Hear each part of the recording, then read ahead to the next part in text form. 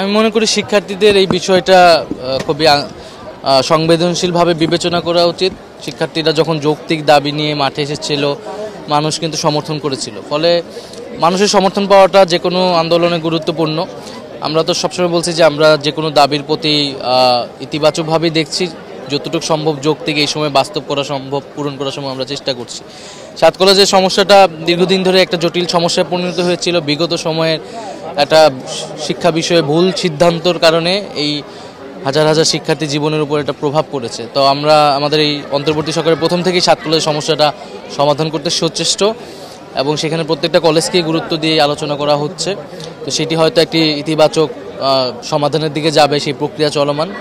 আমি বলবো যে তিতুমির কলেজের শিক্ষার্থীদেরকেও ধৈর্য ধারণ করার এবং তাদের শিক্ষা জীবন এবং তাদের শিক্ষা প্রতিষ্ঠানের প্রতিও সরকার আন্তরিক এবং দায়িত্বশীল। কিন্তু এই মুহূর্তে হয়তো অনেক কিছু করা সম্ভব না, তো জনভোগান্তি না করে আমরা যাতে সেই বিষয়টা মাথায় রাখি, আশা করি সবার জন্য ভালো কিছু হবে। ঢালাইয়ে দৃঢ়তা, নির্মাণে নিশ্চয়তা, প্রিমিয়ার সিমেন্ট, ঢালাইয়ের রাজা। আপনারা জানেন 5ই আগস্টের পরিবর্তনের পরে আওয়ামী লীগ প্রথম দিন থেকেই সুযোগ খুঁজে বেড়াচ্ছে। যে কোনো ইস্যুতেই আমরা দেখেছি রিকশাওয়ালা সেজে এসে নেমেছে, পরে তাদের ছবি পাওয়া গেছে বিভিন্ন এমপিদের সাথে।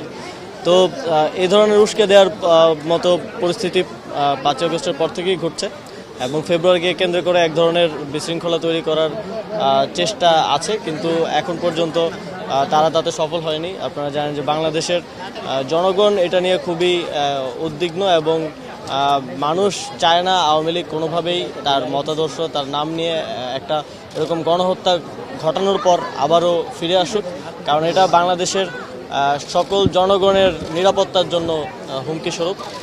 তো সেই জায়গা থেকে আইনশৃঙ্খলা বাহিনীও সচেষ্ট আছে।